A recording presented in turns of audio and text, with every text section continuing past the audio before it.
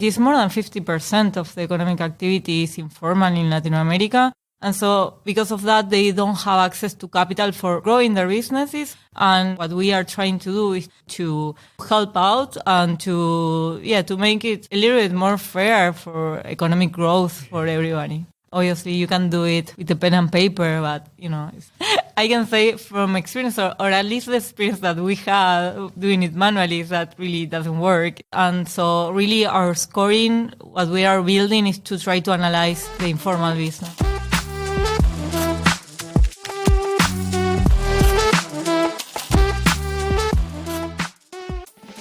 When I was in my third year of university, 4 friends and I did a tour of the British Isles. I used my birthday money for the plane ticket, my waiter's wages for beer money. My uncle towed a caravan into London for us to use as a base. We stayed at a friend's sister in the Cotswolds. My aunt lent us a car with its boot full of goodies and its tank full of petrol so we could explore the Lake District.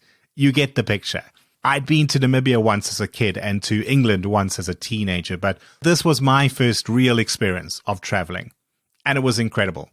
But when I think back to it now, probably the evening I remember more than any was spent in Edinburgh. We had seen the castle and we'd started a hop-on, hop-off tour of the city. I think we'd jumped off when it got too cold, so it wasn't because of the city's charms, as undeniable as they are. And it wasn't because of anything extravagant we did later. I think we spent our whole night sitting in a railway station bar drinking Red Stripes because they won a 2-for-1 special. But we'd been joined for that excursion by 2 other school friends who were living in England at the time, and something in the stars just aligned. And then we returned to our youth hostel for the funniest telling off I've ever had in my life, and maybe we would have had as much fun in any other city. But I'll always love the Scottish capital for that night. All of which is really just a very long way of explaining why I jumped at the chance to take the sleeper train north for the 18th meeting of the Credit Scoring and Credit Control Conference. And while I was there, I picked some of the most interesting papers and asked their authors to tell me more. The next one is still 2 years away, but I suggest you mark it in your calendar now. And until I see you there, welcome to How to Lend Money to Strangers with Brendan LaGrange.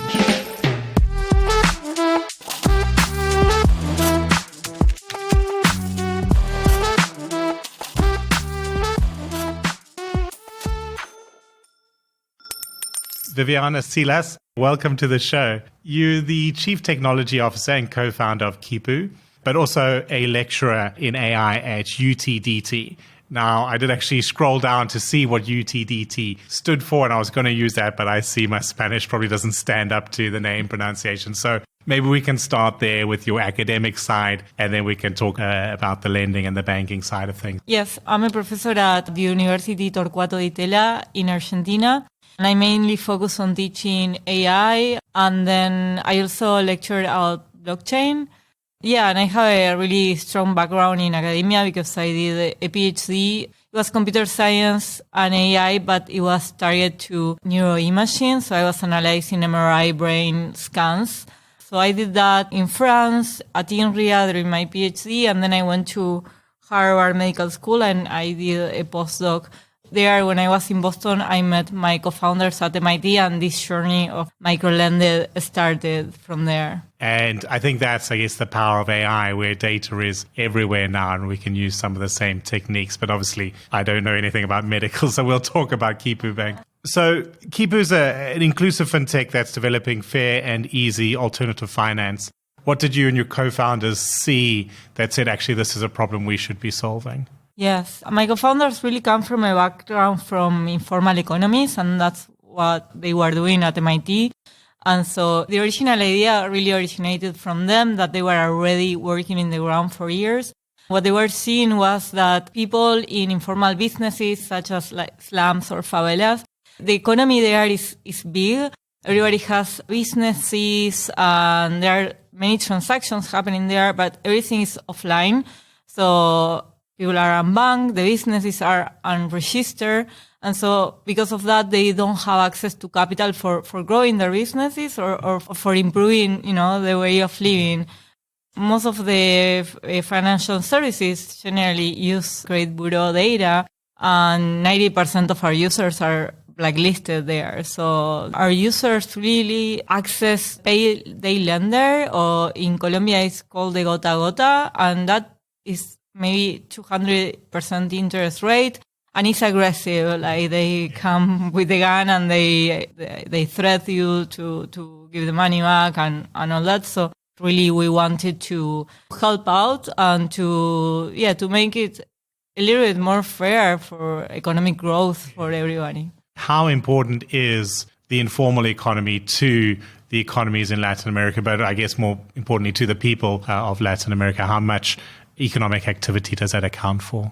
Yeah, so the majority is more than 50% of the economic activity is informal in Latin America. And what happened is that with COVID got worse. But it's not only that. Some things from COVID were good. Actually, I don't want to say this because obviously it sounds bad. But really COVID helped digitalization. So before COVID, our users were really not having any digital, well, not bank accounts, but not also digital wallets. They didn't have that either. And really, COVID, like most of the people actually have a digital account. So it's easier to work with that, like to give a credit and to be paid back, because before we were really doing it through cash. But the numbers are huge. It's really the majority. And I think it's really unseen, this market, because it's not only for people living in slums and favelas. You might also have, a mother with the family that is also having like a side job on internet, and that's an informal business as well. And if they get a loan, it's really for the person, but not for the business, right? And like what we are trying to do is to give loans they are really productive loans.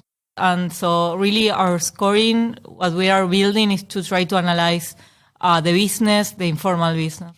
It wasn't so long ago that if we were talking about the informal economy and talking about microloans to micro businesses, it would have been done in a very manual basis. It would have used agents on the ground who had personal relationships or group lending or some way of trying to get the money there, but without any of the analytics that's now available to us. So talk to me about how you are using AI to solve and to calculate creditworthiness in a way that's more applicable, more useful, more accurate for this sort of customer base. What you are saying about doing it manually, we started there, right? Because at the beginning we didn't have any data to train an algorithm, right? So at the beginning you need to give loans, know if they will pay back or not, and based on that results you can start training a model. So really at the beginning we were doing a lot of manual work. I can say from experience, or at least the experience that we had doing it manually, is that really doesn't work. We are going through a journey. We also changed a lot the application. At the beginning, we were a marketplace, and we were hoping to use transactions that will happen inside the marketplace. We had also a crypto token, and we were hoping that transactions will be with that crypto token. We passed that. We are not building a marketplace anymore. We are really focusing on having an application where users ask for the loan, they give us some data, we analyze the data, and based on that, we decide if we give them the loan or not. We still have a crypto part in that we are building a lending protocol, and we allow anybody to be an investor of these informal businesses, and we disburse the money through this lending protocol on blockchain, but it's not a currency anymore. And I'm saying this because the data that we have been acquiring or using or thinking of using in each stage have changed greatly, right? At the beginning, we were hoping to use transactions from our marketplace. And now we are really thinking what information I can ask to the user that it could be useful for me to understand the business and if it's profitable or if we can give the loan. As well with what information can I get without asking the user, right? What can I go outside on the internet and get? For example, if you use open banking manually, you're going to do very basic computations. The average of income in a month or in a week. But if you are able to put many variables in a model, then the model will find the weight for you, and that's really more accurate. But not only more accurate, it also will have more power so there are all these steps that can help you work with massive amount of data, with different dimensions of data that if you do it manually, it's not possible really well. So you're in the dangerous area of talking about things I know very little about. But my understanding of AI in the credit scoring space is, in the developed markets, we see it and we can add it to our modeling and it can make modeling much faster for sure. But from an accuracy point of view, it gets a little bit better, but actually regression models were doing a very good job and are still quite fine. But where AI comes in is this scruffy data, this data that's not neatly organized and reported every month in the same format by all the banks, which is actually then the data from an informal economy where it doesn't all look the same. It comes from multiple sources, it comes up and it disappears. So it's really well placed to help solve that problem. But then I guess when you think about where the AI hubs and the investment are, it's an area that probably doesn't naturally get a lot of AI effort there. So talk to me about that side of things. Obviously, you're also training AI professionals in the region. How much is happening in that space in Latin America? How much investment and effort are people putting into using AI to solve these kind of social issues? Yeah, I think from efforts is a lot. For really talking about informal economies, like there are many digital banks today in Latam that are giving microloans for consumption, right? You use AI for that, really. But for analyzing informal businesses, I don't think there is many people working on that, on really trying to get the score to understand the business. Something that happened to us is that we need to be sure that the person actually has a business, because it's informal, it's not registered. So they give us a lot of information, what they sell. We ask for photos of products. We also ask for a video of like the shop and the person explaining. And so that's really something that, you couldn't do it otherwise. And we are really working on doing like this image analysis and video analysis, voice analysis. Yeah, sometimes by looking at the application only, we were not really sure that the person, does this person really has a business or is he showing some clothes that he has in his house? It really opens the door for more and more information, like social media as well. Like most of the people sell on social media or on other platforms, and you can web scrap that and apply it into your analysis. So in that sense, it allows you to explore more options that are really targeted to your user. Like, for example, our users tend to use more Instagram or TikTok, and so maybe, those are the platforms that will go, but maybe if you are targeting another population, I don't know, maybe Amazon will be the place to go. When they're borrowing from you, how fast is that process? How different is it for them compared to what it would have been a few years ago? Yeah. It's really fast. We try to disburse the money like within a day or 3 maximum. So the algorithm is fast, but then we still have other operations going on around that we need to make them faster. Also, on the way of the experience for the user, the digital literacy is not great, really. But everybody knows how to use WhatsApp. And also, generally, WhatsApp is free. So you don't have to pay additionally for that data. So everybody uses WhatsApp, but maybe people don't use like real internet because they have to have they have to pay for that, right? Yeah. And so we started to have our application form through WhatsApp. So today they can answer all the questions, upload the images, video, all the information they can do through WhatsApp. It was a huge change when we started to implement the WhatsApp application. It was a pain for us because we had to map that data that came in a different format that maybe had some errors as well. So it was really much, much harder. Like I wouldn't recommend that to anybody to do an onboarding on WhatsApp. But we noticed like an increase of users, of loan applicants, because it's something that they are used to doing. It's very easy for them. I think that when we think of financial services and borrowing, it's intimidating, and it's more intimidating the further you are removed. So when you are a small business in the informal economy and you think of borrowing from a bank, you're often self-excluding yourself. You think, I'm not going to qualify, I'm not going to do it. And then you fall into paths of the loan shark. And we need to get rid of some of these hurdles in the financial services, make it easy. So it's great to hear that you're meeting the customers kind of where they are. And to hear that you're already growing very fast. So let's talk about that. Have you got bigger plans? Where are you on that growth journey? I think you're raising capital as well. Yeah, we actually, luckily, we closed the seed round just recently, I think last month. And so, yeah, we are really preparing for Series A right now. Before, our plans was really to start in Mexico, but now I think our plan is really to be able to serve very well in Colombia and to grow later to Mexico and maybe Ecuador, Panama. The countries are really around Colombia because the culture is more close, really. And if anyone listening wants to follow that journey, wants to see what you're doing and look at it in more detail, where's a good place for them to go online to start a conversation or to read more about what you're doing? Yeah, so our website is quipu.com.co. And you can find us in LinkedIn and in Twitter and in Instagram. I'm Viviana Siless. And the CEO, Mercedes Vidart, is as well a great connection if you want to talk further. And yeah, and we are in every social. We are in TikTok as well. Great, Viviana. Thank you so much. I'll put those links as well in the show notes for anyone who wants to go. But thank you for making the time to speak to me. I think it's a project. It can inspire a lot of people in other areas as well. Thank you for the invitation. Galina and Driva, welcome back to the show. We're recording here in a room at the Credit Scoring Credit Control Conference, which is just coming towards a close. It's been a fantastic event, I think, for anyone in the industry that gets their hands dirty in the data in particular. So I've really enjoyed myself.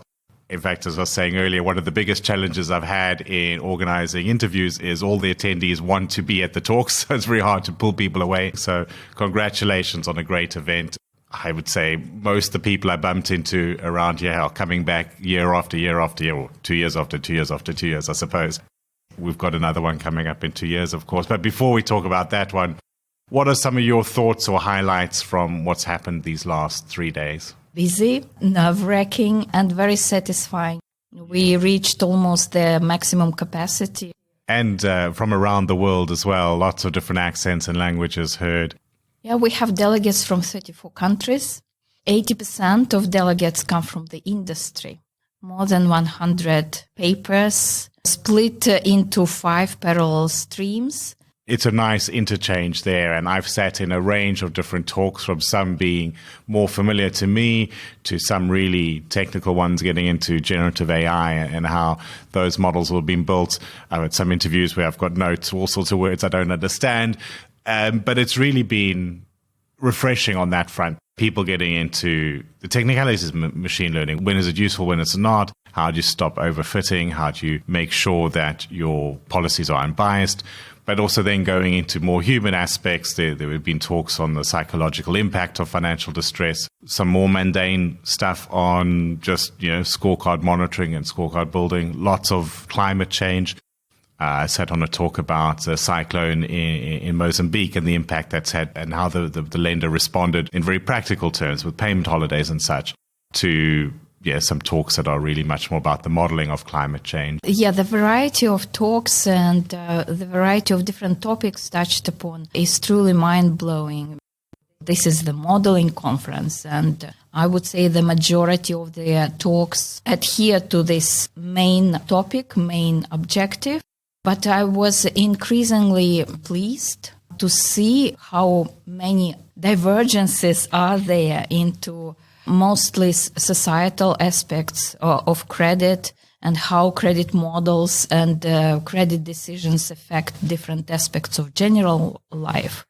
And I'm always amazed how responsive the industry is to any new challenges. You have a new problem and almost immediately there are some solutions, maybe not perfect, but there are solutions, and this conference is really the place to bring them to receive positive or negative, but useful in any case feedback. Every talk I've been to, regardless of the stream, regardless if it was a room full of people or a smaller audience, regardless if it was being presented by someone very comfortable speaking or somebody who is a little bit more reserved, great questions and feedback, as you said, from the audience. There wasn't a single one where There were no questions. I think every speaker had some really good feedback and thoughts added. Many people I spoke to, they've been here a dozen times, they've been here 5 times. It just seems to be once people come, they come back again. So in 2 years' time, I guess we've got another event coming up if they want to make a little pencil mark in their calendars. When are we looking at getting back into Edinburgh again to do this all over? Traditionally, this will be the last week of August 2025. So the exact dates will be announced slightly later. But people interested can already put this into their diaries. And just one last point. Life does not stop after the conference. Credit Research Center will be still here operating until the next conference. And if people have projects, do get in touch with us. We are eager to discuss them. And thank you all for listening. Please do look for and follow the show on your favorite podcast platform and share the updates widely on LinkedIn, where lending nerds are found in our largest concentration. Plus, send me a connection request while you're there. This show is written and recorded by myself, Brendan Lagrange, in Brighton, England. Show music is by I Am Wake, and you can find show notes and written transcripts at www.howtolendmoneytostrangers.show.